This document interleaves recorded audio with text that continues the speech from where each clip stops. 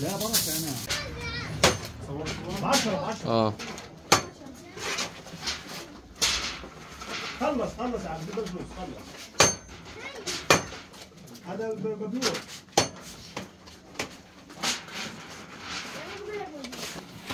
أنا عبد لسه أحسن لك الموبايل بوجهك أكثر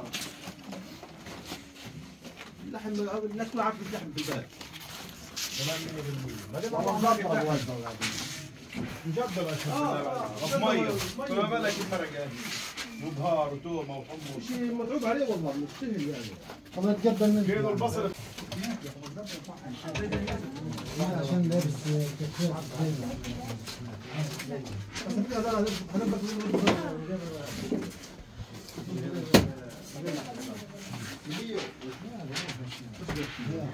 الله يبيض وجهك الله يبيض وجهك خلصت منه وين؟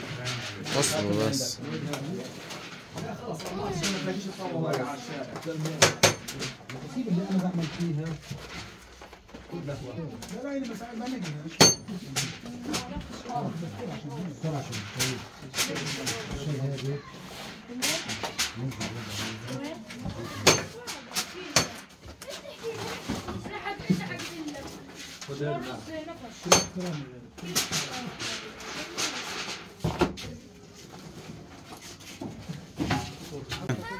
ايوه خلص استنى يا عمي خلاص انتين يلا امشي تمام حبيبي. احنا بنحكي يعني اليوم لشباب منطقة المتبرعين عنا هان والناس الطيبة واهل الخير بتبرعوا في الوضع اللي احنا فيه حاليا، لكن الحمد لله ما بنسوا شعبنا ولا بنسونا ولا بنسى اي شعب من اهل غزة، والله يفرج علينا ويغير الحال هذا كليا يا رب، وشكرا للجميع يعني والاهل المتبرعين إلنا يعني. أعوذ بالله من الشيطان الرجيم، بسم الله الرحمن الرحيم. يوافق اليوم الجمعة 26 يناير من العام 2024 والذي يصادف 12 بعد المئة من العدوان الإسرائيلي على قطاع غزة وحرب الإبادة الذي يشنه ضد الفلسطينيين في القطاع، إذ نقوم اليوم بطهي الطعام من أجل توزيعه على الفلسطينيين النازحين في مدينة رفح، وذلك بتمويل كريم من مؤسسة عمود كيرفان. بارك الله فيهم وجزاهم الله عنا خير جزاء.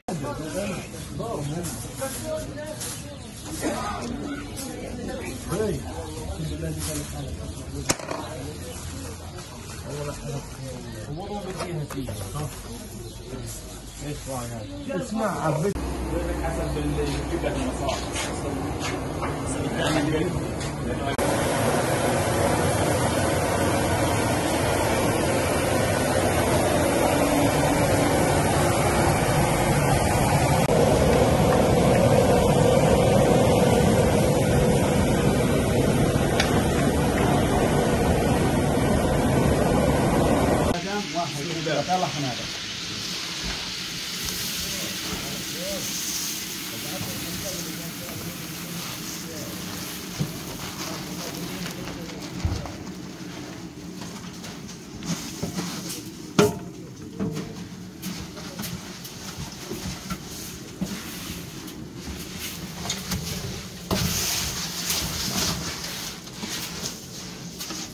بسم الله الرحمن الرحيم.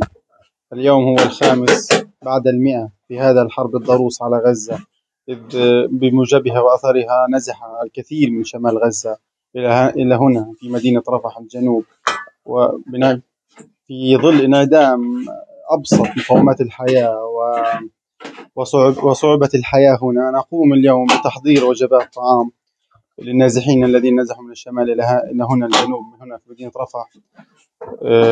إذ نخص بالذكر ونشكر مؤسسة أموت كرباني على هذا الدعم، ونطالبهم بالمزيد، وبارك الله لهم في مالهم وفي عيالهم ورزقهم. الإخوة الكرام، هنا في مدينة غزة الأمور غاية في الصعوبة، غاية في الصعوبة، إذ لم نشهد هذه الظروف من قبل ولم نعيشها. نرجوكم عدم الكف عن الدعاء لإخوانكم هنا في غزة، وبارك الله لكم فيكم وجزاكم الله عنا كل الخير.